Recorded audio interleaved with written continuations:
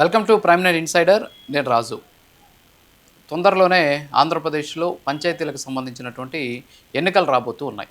మరి ఎన్నికలు వస్తూ ఉన్నటువంటి నేపథ్యంలో ఎవరు గెలవబోతున్నారు అనేటటువంటి దాని మీద సర్వత్రా చర్చ నడుస్తూ ఉన్నటువంటి పరిస్థితి. ఎందుకంటే గతంలో పంచాయతీ ఎన్నికల్ని వైఎస్ఆర్ కాంగ్రెస్ పార్టీ అధికారంలో ఉన్న సందర్భంలో ఏ విధంగా వాటిని నిర్వహించింది అనేది అందరూ కూడా చూసినటువంటి పరిస్థితి. ఏ విధంగా జరిగాయనేది కూడా అందరం చూసాం. భారీ ఎత్తున దౌర్జన్యాలు చేశారు, నామినేషన్ పత్రాలు ఇవ్వకుండా అడ్డుకున్నారు, దాడులు చేశారు. చివరికి రకరకాలైనటువంటి సామ వేద దహన దండోపాయాలన్నీ కూడా ఉపయోగించినటువంటి పరిస్థితి. అయితే ఇప్పుడు మళ్ళీ ఎన్నికలు రాబోతున్నాయి. ఇప్పుడు వైఎస్ఆర్ కాంగ్రెస్ పార్టీ అధికారంలో లేదు. తెలుగుదేశం పార్టీ, జనసేన, బీజేపీ కూటమి ఈరోజు ఆంధ్రప్రదేశ్లో అధికారంలో ఉంది. మరి జగన్మోహన్ రెడ్డి గారి హయాంలో జరిగినట్టు దౌర్జన్యాలు చేస్తే ఆంధ్రప్రదేశ్లో దాదాపుగా అన్ని పంచాయతీలు ఏకగ్రీవం అయ్యేటటువంటి అవకాశాలు ఉన్నాయి. ఇప్పుడు ఆ భయం బహుశా వైఎస్ఆర్ కాంగ్రెస్ పార్టీలో ఉందేమో. సో కాబట్టి ఇప్పటికీ ఆ పార్టీకి సంబంధించిన కొంతమంది నాయకులు పంచాయతీ ఎన్నికల పరిస్థితి ఏంటి, మనం ఎలా స్థానిక సంస్థల ఎన్నికల్లో పోటీ చేయాలి అనేటువంటి అంశాల మీద ముఖ్య నేతల దగ్గరికి వెళ్ళినటువంటి సందర్భంలో వాళ్ళు లైట్ తీసుకోండి అన్నట్టు చెప్తున్నట్టు కూడా సమాచారం వినిపిస్తుంది. ఎందుకంటే ఇక్కడ దౌర్జన్యం చేయాల్సినటువంటి అవసరం లేదు కూటమి ప్రభుత్వం.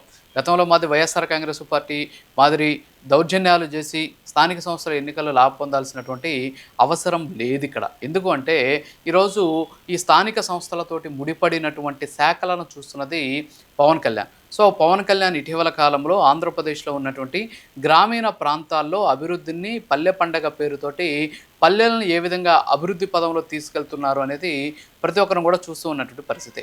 వైఎస్ఆర్ కాంగ్రెస్ పార్టీకి ఉన్నటువంటి ఓటు బ్యాంక్, వాళ్ళు చెప్పుకుంటున్నటువంటి 39 పాయింట్ చిల్లర ఏదైతే ఓటు బ్యాంక్ ఉందో ఇదంతా కూడా గ్రామీణ ప్రాంతాల నుంచి ఎక్కువగా ఉన్నటువంటి పరిస్థితి. సో అలాంటి గ్రామీణ ప్రాంతాల్లో అభివృద్ధి చేసి అరాచకాలకి ఫుల్ స్టాప్ పెట్టి తద్వారా ఓటు బ్యాంకును పెంచుకోవాలి అనేటటువంటి లక్ష్యం ఒక పక్క, మరోపక్క దేశానికి పట్టుకొమ్మలైనటువంటి పల్లెల్ని అభివృద్ధి చేయాలి అనేటటువంటి సంకల్పం మరోపక్క. ఈ రెండింటి కారణం చేత ఈరోజు ఆంధ్రప్రదేశ్లో ఉన్నటువంటి పల్లెలు బాగుపడుతూ ఉన్నాయి. పల్లె పండుగ పేరుతోటి ఏ విధమైనటువంటి కార్యక్రమాలు పవన్ కళ్యాణ్ ఆధ్వర్యంలో చేస్తున్నారో మనం చూసినటువంటి పరిస్థితి.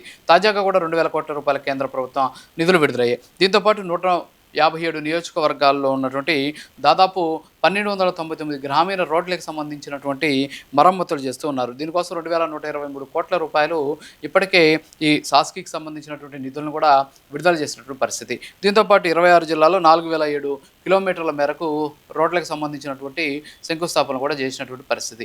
దీంతోపాటు మ్యాజిక్ డ్రైన్ల పేరుతోటి డ్రైన్ల నిర్మాణం చేపడుతున్నారు. ఈ విధంగా చూస్తే పల్లెల్లో ఉన్నటువంటి ప్రగతిని ముందుకు తీసుకెళ్తూ ఉన్నటువంటి సిచ్యువేషన్. అంతేకాకుండా అక్కడ ఉన్నటువంటి సర్పంచులు కూడా పవర్స్ ఇచ్చినటువంటి నేపథ్యం. ఇవన్నీ కూడా మనం చూస్తూ ఉన్నటువంటి పరిస్థితుల్లో సో కూటమి ఇక్కడ దౌర్జన్యం చేయాల్సినటువంటి అవసరం లేదు. ఎందుకంటే ప్రజల మన్ననలను పొంది తద్వారా ఓట్లను రాబట్టుకుంటే అది నిజమైన గెలుపవుతుంది. కానీ దౌర్జన్యాలతోటి దాడులతోటి లాక్కోవడం అనేది కరెక్ట్ కాదు. చిన్న ఎగ్జాంపుల్ చెప్తాం మీకు. 2014లో అప్పట్లో చంద్రబాబు నాయుడు ప్రభుత్వ అధికారంలో ఉంది. ఆ సందర్భంలో జరిగినటువంటి స్థానిక సంస్థల ఎన్నికల్లో మనం చూస్తే ఎంపీటీసీలు 2.67% మంది ఏకగ్రీవంగా అయినటువంటి పరిస్థితి. అలాగే జడ్పీటీసీల విషయానికి వస్తే 1.15% మంది జడ్పీటీసీలు ఏకగ్రీవం అయ్యారు.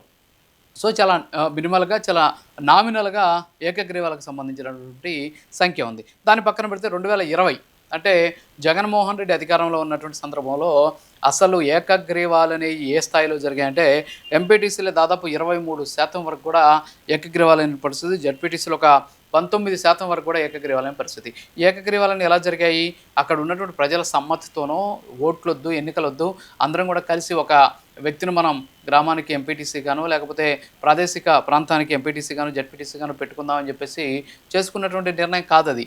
కానీ అప్పట్లో దౌర్జన్యాలు చేసి ఏ విధంగా చేశారనేది ఇప్పటికి కూడా మనం వెళ్ళి ఒకసారి గూగుల్ కానీ యూట్యూబ్ కానీ వెతికి చూస్తే పాత వీడియోలను కూడా బయటపడేటటువంటి పరిస్థితి. మరి అలాంటి సిచ్యువేషన్ నుంచి ఈరోజు ఏకగ్రీవాలు చేసుకుంటారేమో అనేటటువంటి ఆందోళన చెందుతూ ఉన్నటువంటి వైఎస్ఆర్ కాంగ్రెస్ పార్టీకి ఆ రోజు ఒకవేళ ఏకగ్రీవాలు ఎక్కువగా జరిగినటువంటి పరిస్థితుల్లో ఇప్పుడు కూడా అదే స్థాయిలో ఏకగ్రీవాలు జరిగాయంటే ఇప్పుడు ప్రజల మన్నాలతో ఏకగ్రీవాలు జరుగుతాయి. కానీ దౌర్జన్యాలతోటే, దాడులతో జరిగేటటువంటి అవకాశాలు అయితే ఇక్కడ కనిపించడం లేదు.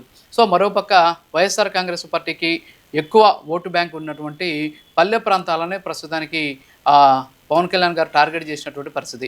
సో ఆ ప్రాంతాల్లో ఉన్నటువంటి అనేక రకాలైనటువంటి మౌలిక సదుపాయాల కల్పన కావచ్చు, గ్రామోద్యం కావచ్చు, తర్వాత వచ్చేసి పల్లె పండగ పేరుతోటి సో అనేక రకాలైనటువంటి కార్యక్రమాలు చేస్తూ ఆయన పల్లెల్లో ప్రగతిని ప్రజలకు చూపిస్తూ ముందుకు సాగిపోతున్నటువంటి పరిస్థితి.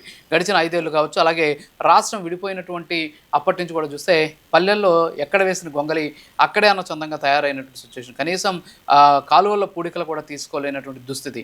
కనీసం అక్కడ ఉన్నటువంటి ఏదైతే డ్రైనేజీ వ్యవస్థను కూడా రూపు మాపుకోలేని పరిస్థితి. కనీసం బ్లీచింగ్ పౌడర్ కూడా డబ్బులు లేనటువంటి సిచ్యువేషన్. సో ఇవన్నీ కూడా చూసినటువంటి పరిస్థితుల్లో ఇప్పుడు పల్లెల్లో ఒక రకమైనటువంటి పండగ వాతావరణం నెలకొంటుంది.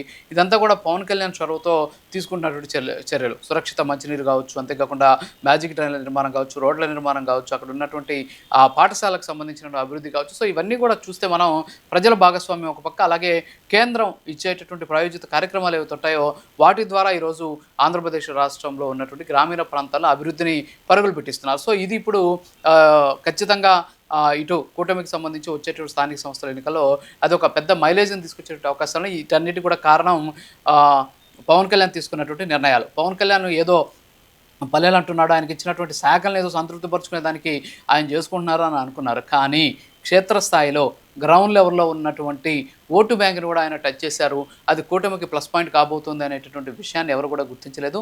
ఈరోజు ఆయన తీసుకుంటున్నటువంటి నిర్ణయాలు ఆ దిశగా అడుగులు వేసేటటువంటి పరిస్థితి అయితే కనిపిస్తుంది. ఇది వాటి ఇన్సైడర్. మరో ఇన్సిడెంట్ మళ్ళీ కలుద్దాం. నమస్కారం.